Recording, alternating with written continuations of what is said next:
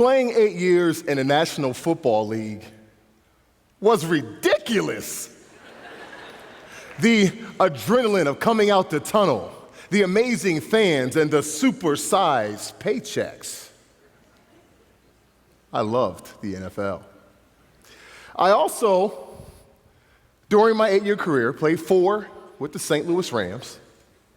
I played 3 with the Oakland Raiders and 1 with the Tampa Bay Buccaneers. What also made my career ridiculous is that I had a chance to play with some of the greatest to ever play the game. From Jerry Rice, who everyone knows him as the wide receiver for the 49ers, but he also played a couple of years with the Oakland Raiders, and there he is with Big Ro, I'm number 86. Also, Kurt Warner, legendary quarterback, who went from grocery stock boy to NFL MVP. Marshall Faulk, I think he's one of the most versatile running backs to ever play the game in the Hall of Fame. And last but not least, Orlando Pace, the best pass-blocking tight end in the National Football League history. But what also made my career ridiculous was that I had a chance to do something that every team, every player, coach, fan hopes to happen every season, and that is win a championship. Super Bowl 34, our team was called the greatest show on turf. We were known for our ridiculous offense, our bend but don't break defense, and special teams. We're also known for something else. We were the only team in National Football history to go from worst to first the next year. I learned some valuable lessons during this experience. I learned that I'll never accept anything but excellence in my life ever again. I learned to appreciate the process of what it takes to build a great team, a great organization, a great family.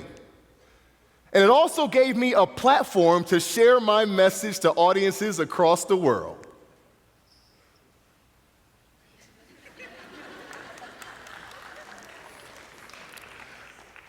But can I tell you something? My football career did not start so well. In fact,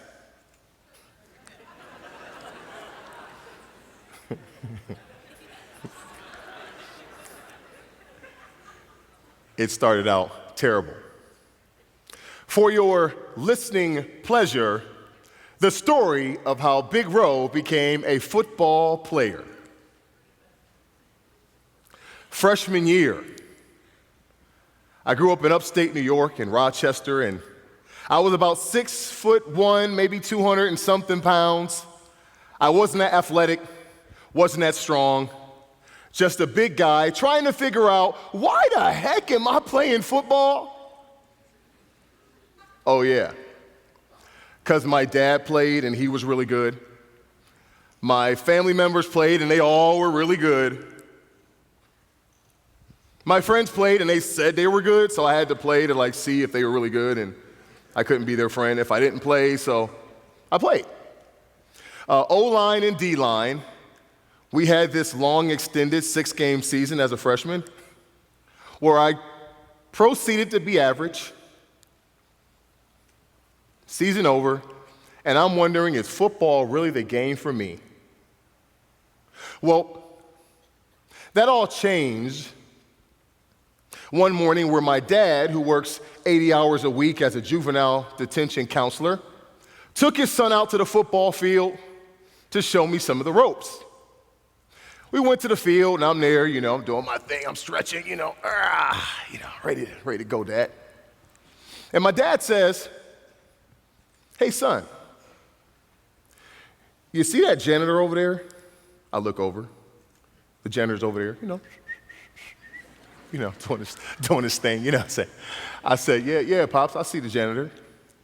He said, "Do you think that janitor knows your name?"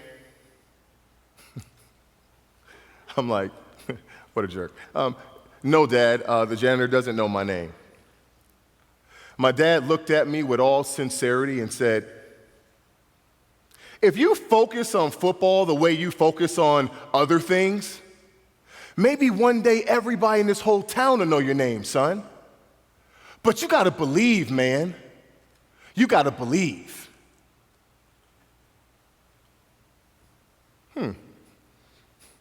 Clearly, he hadn't watched me play this last season. But I sort of felt his desire to want me to succeed. You know, sometimes when parents plant seeds, they stick. So I went home and I looked up the word belief in the dictionary. To accept something as true or that it exists, to trust and have confidence in someone or something. I looked at my 9th grade schedule. It was sort of clear. So I figured I'd try this thing called belief.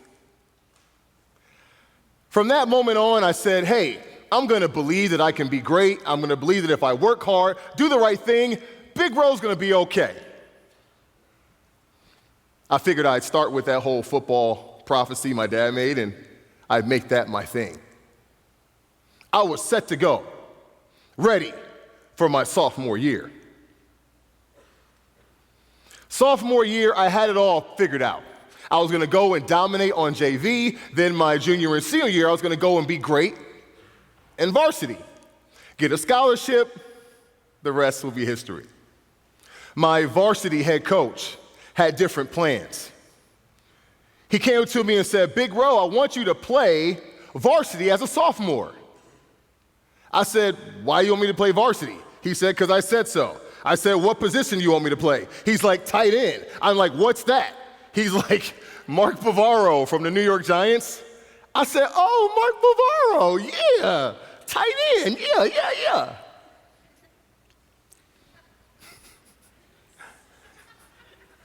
I proceeded to sit the bench my entire sophomore year. You know, in retrospect, I think my coach wanted to see me get beat up, and maybe he thought it was funny. And by the end of the season, I actually became good at doing just that. Sophomore season over, big row, no football playing. Well, in a positive perspective, I looked at it and said, well, that was good because, I played on varsity against the older guys. Now I'll be better for my junior year. It's a good thing. Remember, I believe. Fast forward to my junior year. My junior year, I came out ready.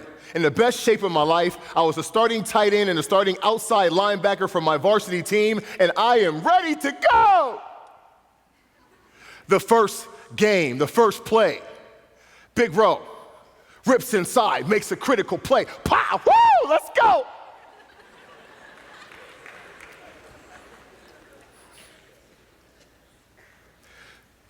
The second play of the game, I break my foot and miss my entire junior season.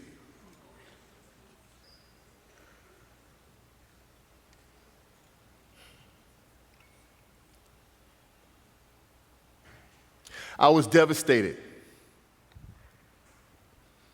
The coaches and my friends and people tried to reach out and encourage me and say, Ro, it'll be okay. And my dad, who of course was my number one fan, was consoling me, but started talking about other things you can do in life besides playing football and other options for college. And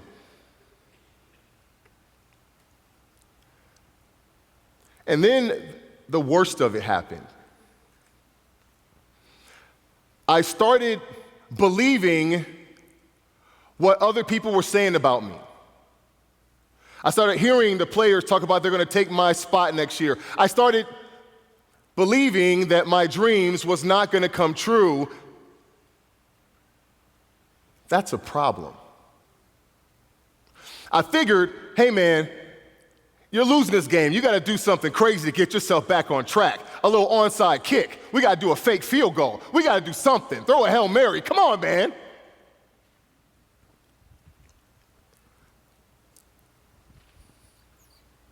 And that's when I learned to come in contact with my belief. Contact, the state or condition of physically touching. Well, in the NFL, I know a lot about contact, and that's not the definition I'm talking about. I'm talking about this definition of the word contact. It's a verb, that's an action. It means to get in communication with. You see, what I figured out was that I had to get in communication with my belief to make it real for me so I could move forward and go and succeed. Well, there were 3 rules I came up with. They all started with the letter E, as in excellent. The first E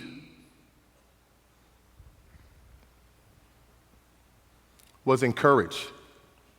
You see, I had to learn to encourage myself despite my past, despite what other people had to say about me. I had to learn to encourage myself. I became my number 1 fan, my number 1 cheerleader. Every single day I was telling myself, I can do it, you can win. Every day. The next thing I did was educate. Instead of figuring out reasons why I couldn't do it, why I shouldn't do it, why I can't do it, I spent my time talking about why I could, why I should, why I will. Finding all the reasons why I could win. And lastly, I had to learn to execute. You see, sometimes we can believe something inside of our hearts, but if it doesn't manifest itself into actual action every day, you don't really believe it.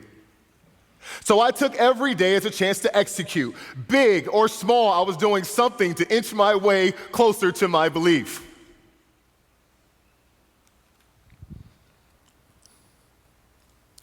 Senior year.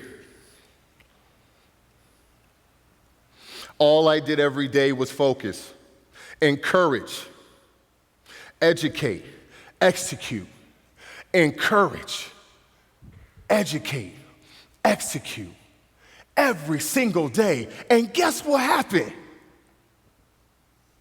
It worked! It worked. It worked. I became all-city, all-state, all-American, one of the most sought-after players in all of this country, recruited by all the major colleges. I ended up taking a scholarship to go to Syracuse University, where I became the most prolific football player in the history of my hometown, just like I believed.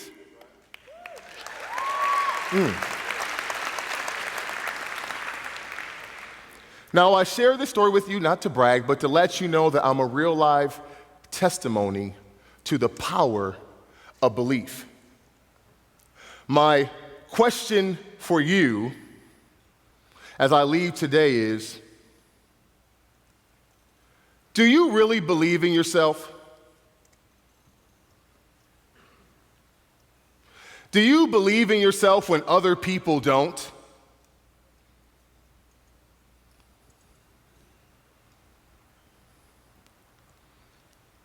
No matter what your answer is to that question, I want to tell you to come in contact with your belief, and you can achieve. Now, something else you might not know about me in retirement, I do broadcast work with ESPN, CBS. I've done a whole lot, but I'm also a writer. And I wrote a poem to commemorate today's exchange. The poem is entitled, "Belief is a Contact Sport." Call the referee. Are those dreams allowed? Of course they are. You are the player, ref, and certified superstar. Encourage, execute, educate, home or away. No matter what anyone says, tomorrow could be your day.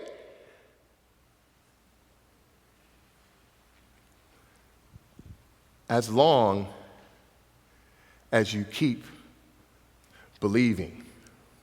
Take it from Big Row, and you won't come up short. Always remember that belief is a contact sport. Thank you.